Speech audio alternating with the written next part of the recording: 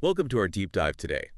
We're going to unpack the potential economic ripples from Donald Trump's second term. Sounds intriguing. Yeah, we've got a mix of sources to look at here. We've got some financial news segments, some analyst commentary, even some interviews from the World Economic Forum in Davos, Oh, wow. and even a little peek into what's happening on social media. Okay, cool. Yeah, getting ready for this. I noticed a couple of interesting things. First, there's this surge in people learning Mandarin Chinese, Really? which seems to be connected to the TikTok saga. Interesting. Yeah. And then there's some bank CEOs who seem pretty happy about a Trump presidency, practically giddy, you know? But Yeah. are they overlooking some risks, potentially? And then there's even some talk about the Federal Reserve raising interest rates this year, which is opposite of what a lot of investors expect. It is. So buckle up. It's going to be an interesting ride. Yeah. To help us connect the dots and understand the so what behind all of this, I got our expert here with me. Happy to be here. Okay, let's dive in. One of the things that I noticed right away was how the stock market reacted right after Trump's inauguration. Okay. There was a relief rally Yeah. when he didn't immediately slap tariffs on China. Yeah. That initial market reaction, I think, is very telling. That it is. It reveals this tension. There's an optimism about, potentially pro-business policies, but there's also this uncertainty, like, lingering about what Trump will actually do. We saw trade wars in his first term. Yeah. So I think investors are cautious. Yeah, it's like everyone's holding their breath, waiting to see which direction he'll go. Exactly. Speaking of trade, this whole debate around tariffs is getting even more complex. Scott Bessent, who's Trump's pick for Treasury Secretary, he came out in favor of tariffs Yeah. during his confirmation hearing. He presented them as a way to combat unfair trade practices, boost revenue, Uh-huh. and even maybe as an alternative to sanctions. Wow. Yeah, it's a pretty strong stance. It is, yeah. A lot of people think tariffs are harmful. Can you explain that for us? Yeah. Well, tariffs were basically taxes on imported goods. Right. And they can be used to protect, domestic industries, but they can also make things more expensive for consumers. Yeah. And fuel inflation. Exactly. There's a delicate balance And there. it is a balance. It's not as simple as saying, tariffs are good or bad. Right. It depends. Like you said, you have to look at the circumstances and the broader economic context. Right. And that's where it gets really interesting, especially when we consider what impact this will have on the Federal Reserve. For sure. Remember how everyone was expecting them to cut interest rates? Yeah. Now some analysts are saying they might have to raise rates Wow. because of the potential for Trump's policies to trigger inflation. So instead of making borrowing cheaper, they might make it more expensive. Exactly. That's a U-turn. It is. It all depends on how, his policies play out and Yeah. how they affect the economy and inflation. The Fed is in a really tough spot here, trying to keep inflation under control, but also make sure the economy keeps growing. It's a tightrope. It is, yeah. And this just adds another layer of uncertainty for investors who are already dealing with, the unpredictability of a Trump presidency. Right. And it's not just the markets. Even the tech world is trying to figure out what to do under Trump. Yeah. It was weird, seeing all those tech CEOs at his inauguration. It was, wasn't it? Like Elon Musk, Jeff Bezos, Mark Zuckerberg, all there, Fascinating. despite, the problems they've had with Trump in the past. Right. Yeah, I think it's a strategic move on their part. Yeah. The tech companies, they've clashed with Trump on his policies, but now they're trying to get closer Right. to try to influence decisions on, AI regulation, antitrust, data privacy, all those big issues. Right. It's like they're playing this high-stakes game, Yeah. trying to protect their businesses, Mhm. make sure they don't become a target of Trump's unpredictable actions. Exactly. And speaking of unpredictable, there's this fascinating connection between TikTok and the increase in people learning Mandarin Chinese. Okay, now that's interesting. How are those two connected? Well, with the potential TikTok ban, millions of users are switching over to this Chinese app called Little Red Book. Oh, I see. And, to interact with the other users there who are mostly Chinese speaking, a lot of them are feeling the pressure to learn Mandarin. Wow. That's like an unintended consequence of For this- political decisions, leading to these changes in in online behavior and even like language learning. Yeah, who could have predicted that? Right. It really highlights how interconnected our world is It does. and how seemingly isolated political decisions can have these ripple effects that you don't even think about. It's true. And it raises questions too It does, yeah. about the power of online platforms and cultural identity and how global communication is changing. Right, it really shows how tech and politics are becoming more and more intertwined. Yeah. With social media right at the center of it all. For sure. It's kind of wild to think that something like a TikTok ban could have such a big effect on language learning trends. It is wild, but it also speaks to the power of these platforms. Yeah, they're shaping global culture and behavior. Exactly. But let's switch gears a bit. Okay. Let's talk about something that affects pretty much everyone listening.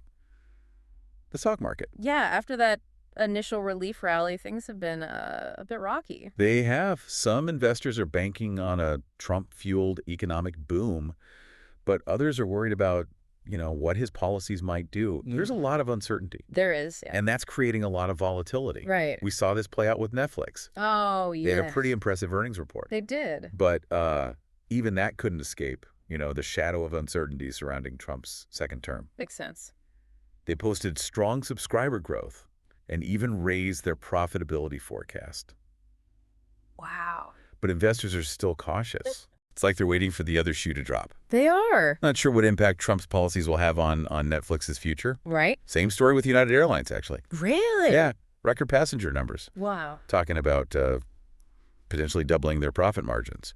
Huh. But even that's not enough to calm the market's anxieties. It seems like maybe the travel boom is slowing down a bit Yeah. with all the concerns about inflation and a potential economic slowdown, Right? It's like everyone's waiting for a clear signal Yeah. before they jump back in. Waiting for the all clear. Yeah.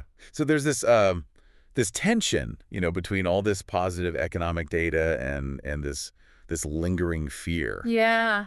I see how. of what might happen. And that tension is especially noticeable in the tech sector, Oh, yeah. where, Yeah. companies are facing potential increased regulation and antitrust scrutiny. Right. Mark Mahaney, who's a pretty well-known internet analyst, he said that this, I guess you could call it a rapprochement between tech CEOs and Trump is probably driven by pragmatism. They want to protect their businesses and not become targets of Trump's unpredictable actions. They're trying to dance with a wild card? Exactly. And that brings us back to this unexpected connection that we were talking about earlier. Okay. TikTok and all those people learning Mandarin Chinese. Oh, yeah. How does that work again? Well, with the potential TikTok ban, millions of users are switching to that Chinese app called Little Red Book. Right, right. And to engage with the users there, most of whom are Chinese speaking, a lot of people are feeling like they need to learn Mandarin. So it's like this unintended consequence It is, yeah. of these political decisions Yeah. that's leading to all these shifts in online behavior and even, like you said, language learning trends. Right. Who would have thought? Yeah. It really shows how interconnected our world is and how, political decisions can ripple out in ways we don't even expect. That's true. And it raises a lot of questions It does, yeah. about online platforms and national identity and how global communication is changing. Absolutely. It really does make you realize, what happens in the tech world doesn't stay in the tech world. It doesn't, no. It spills over into, culture, geopolitics, everything. Absolutely. And speaking of global dynamics, I think we should talk about the political climate surrounding Trump's second term.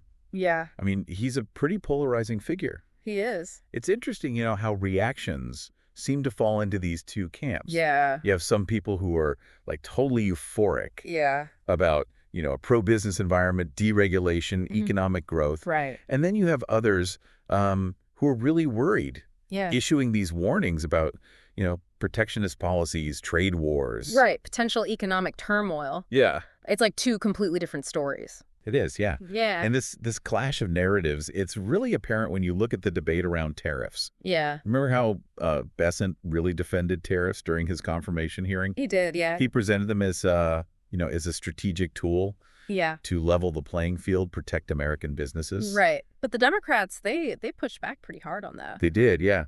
They argued that that tariffs would basically end up being paid for by American consumers Uh-huh. and small businesses.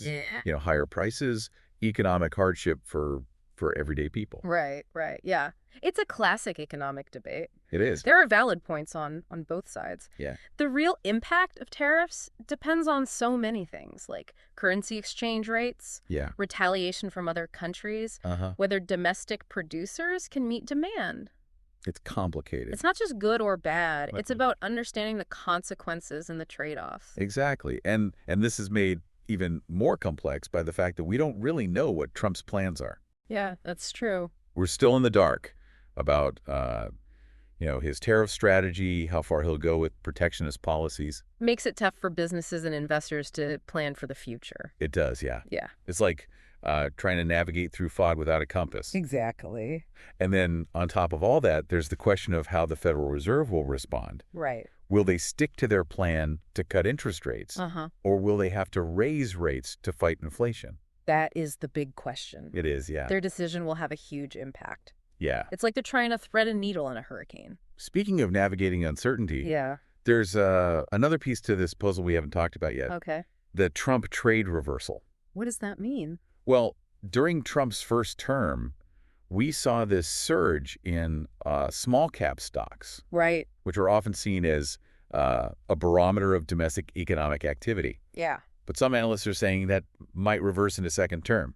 So instead of betting on a domestic-focused economic boom, they're thinking that large-cap tech stocks might take the lead. So stocks that have a more global reach.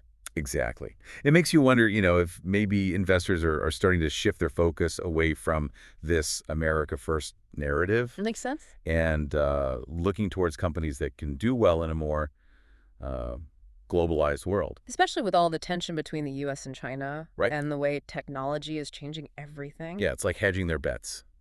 It is? And then there's cryptocurrency. Oh, yeah. That seems like another wild card here. It does, yeah. Some people see it as a safe haven from inflation and economic uncertainty, but others are worried about its volatility. Right, and the potential for speculation. Yeah, it's a fascinating example of how technology is creating, both opportunities and challenges. It is. It's a rapidly evolving space. Yeah. And I think it's going to play a much bigger role in the future. So taking all of this into account, what does it mean for our listener? What should they be paying attention to as we try to, navigate this unpredictable landscape of Trump's second term?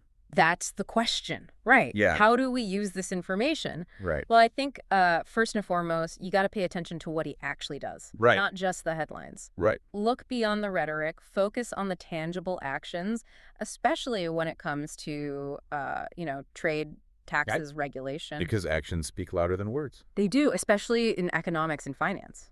Absolutely. And second, I think it's important to stay informed about global trends. Yeah.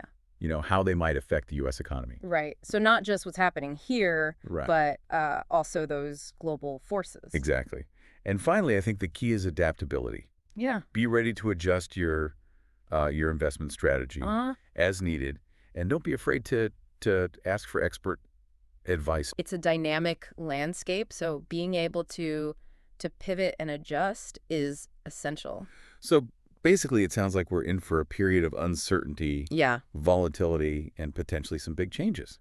It does seem that way, but, change can be unsettling, Yeah, but it can also create opportunities it can. for growth, innovation, Like- progress. And as we've seen in this deep dive, even things that seem unrelated, Yeah. like a social media ban, Right. can have these ripple effects They can. in unexpected places. They can. So stay curious. Yeah? Stay engaged. Uh-huh. Stay open to the possibilities. I like that. It's like that saying, the only constant is change. It is, yeah.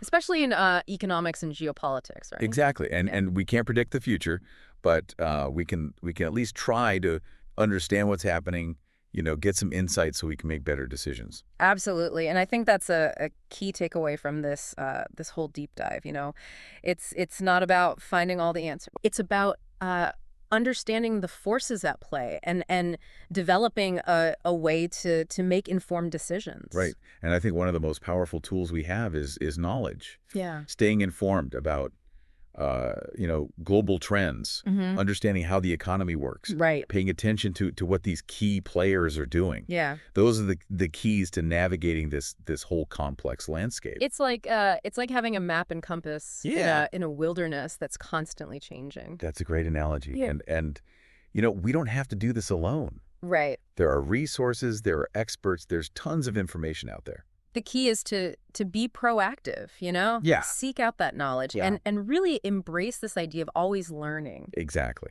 And that's what the deep dive is all about. Yeah. Giving you the insights and tools to navigate this world that's becoming more and more complex Yeah. every day. So as we wrap up our look at the potential impact of Trump's second term, I want to leave you with a final thought. Okay. You mentioned earlier that the next few months will be crucial Yeah. for understanding where the U.S. economy is headed under Trump. Why is that? Well, it's still early in his second term, right? Yeah. And the details of his economic policies are still kind of taking shape. The decisions that are made in these next few months, especially about trade, infrastructure spending, regulatory changes, Yeah. those will really set the tone for the next 4 years.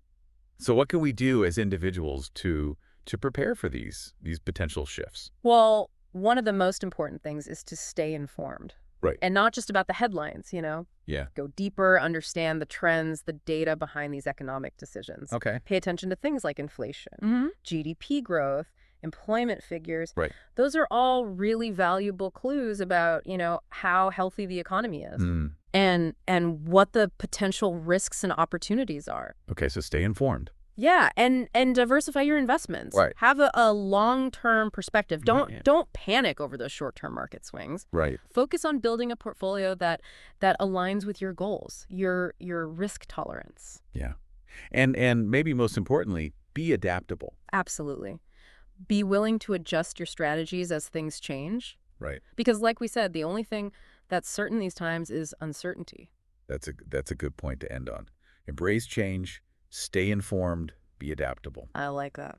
Well, thanks for joining us on this deep dive. My pleasure. We'll see you next time for another insightful exploration Looking forward to it. of the ideas shaping our world.